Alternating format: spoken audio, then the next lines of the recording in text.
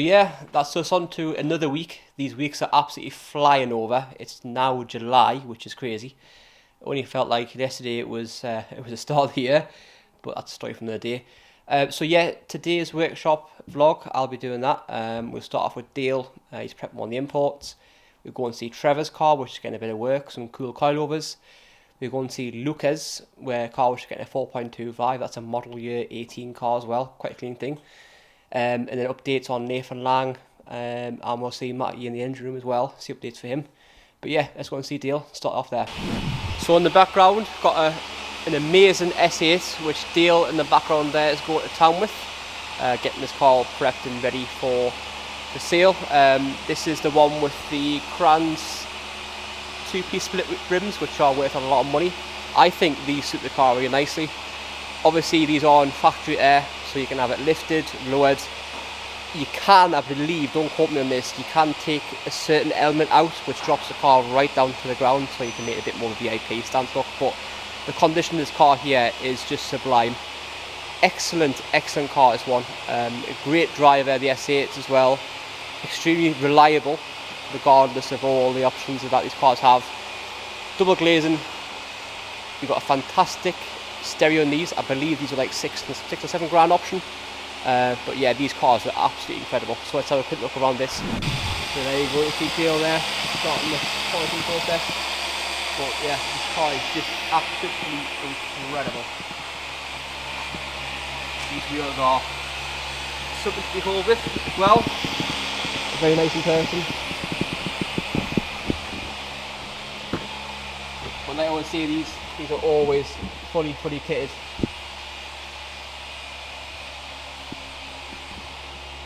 Very stealthy as well. The thing is, you only really sort of know the badge if you know the badge. But yeah, this has even still got its original film on the door panel, which is amazing to see. So yeah, if you want a bit more information on that car, you can drop us a message, a call, email, and we will happily answer your questions. But yeah, definitely get on these before they sell out, by the way, because these will go quick. So we've got Kev here, who's been making an absolute racket while I've been downstairs in the office, but it's all for a good cause, isn't it, Kev? As you can see in the background there. Alright. How's it going? But this all here, should we announce what's going to be put on here, or shall we wait till later on? I think we're going to wait. A bit. But Kev's going to work, doing a fabulous job here on the back wall above the office. So yeah. Actually, while I've got you on camera, we do need like a LED neon sign, you know, across this wall. We'll want something like games room along there.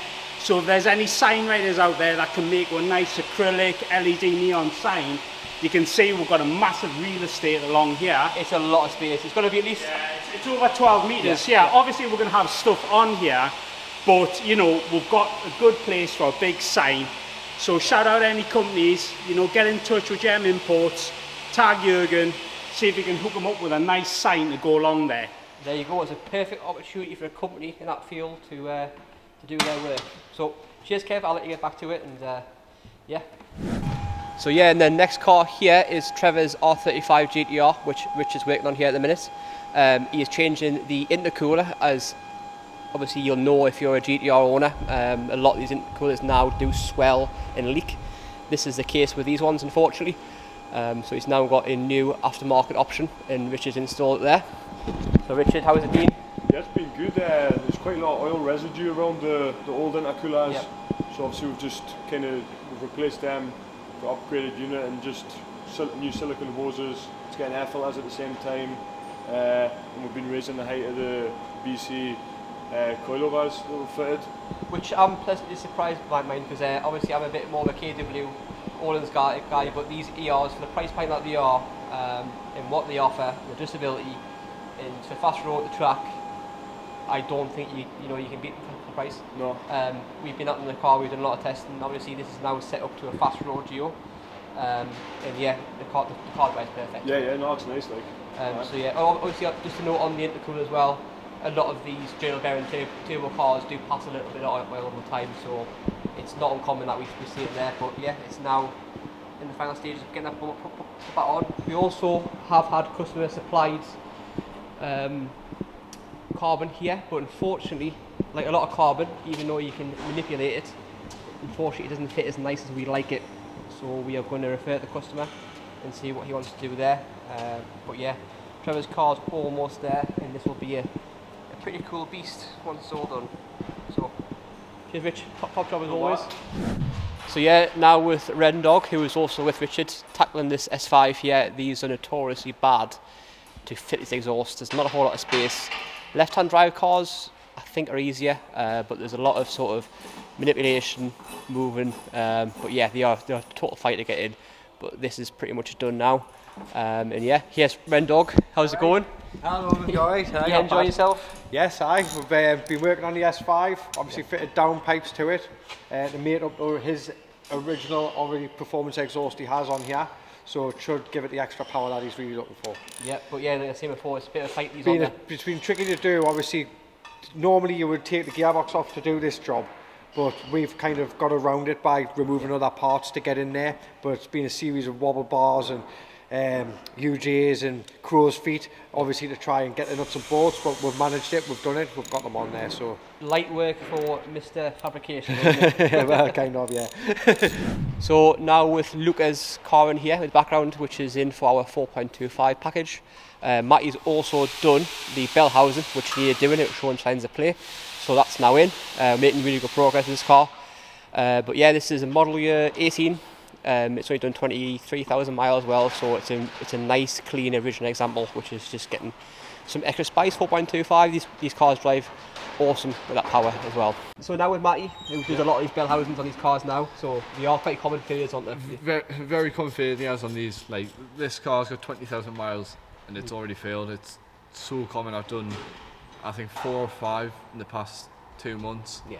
It's just becoming a bit ridiculous now, like how common they are and how many of them are starting to go.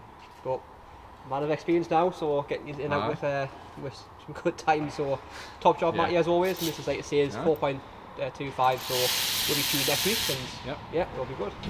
And now we're here with the main man, the doctor, Mr. Matt, who's building Nathan Lang's gearbox in the background here. So yeah, this is now getting an Albans 26 plate, isn't it? Yes, so it's Albans gear set, and in the engine room I'm actually speccing the Dodson clutches. It's got a wave track diff as well in the rear, and I'm just fitting the Dodson filters, the diff braces, and then it'll be time to spec up the ETS. It's going for a billet ETS casing, and all the good should stuff. be all back together. Yeah. It's basically built to take the power he's going. So and that's the secret stuff of these is, like I say, the wave track, even on a sort of 12.5 horsepower car with the front one, it's a big improvement. We like use them a lot now. Customers who have now got them fitted have really good sort of reviews on them, so we're on the moon. But like I say, it's definitely a really good performance upgrade. Definitely. I mean, they definitely want to. In fact, they are probably the best diffs for these, without a doubt. Even for ease of fitting as well, everything's just spot on them all the time. Like lifetime warranty, all the good stuff. I've got one in my Cooper. Like I say, I'm a big advocate for these diffs. But yeah, Matty, top rate as always. And there we go there. It's got the Albans gear setting. So now with Kyle, who's pretty much putting up this motor for Nathan now, which is almost ready to go in. Yeah, so we're nearly there now. Got the final few bits going on. Got another downpipe to go on the other side. Get the intake pipes in, and then she's ready to go into the car. We've also got the dry sump pump, which you can see on the car as well. Tanks on, pumps on the engine, oil cooler's been relocated, and intercooler's all set up ready for these pipes to go on. So this started to take quite a bit of shape now, and hopefully have this engine in and get close to getting ready for mapping. Yeah, so it's not long now, Nathan. Not long now. And also on that note, that big ultimate Boost Logic intercooler, to see how thick that thing is, it's just crazy. But this is what you need for this sort of power, isn't it? Yeah, the intercoolers are an amazing bit of kit, and they are absolutely huge. But the fit's really nice as well. You can still get the crash bar in front of them and everything without actually having to notch them, which is quite nice. So it's a really good bit of kit. Fabulous. All right, Kyle, cheers. Thank you. So yeah, that's it for this week. Do stay tuned, because we have got something very special. I don't know if Jurgen has announced what car he's getting yet, but I'm in love with it. Beautiful spec car as well. So potentially there might be a standalone video on that car alone. So till next time, enjoy.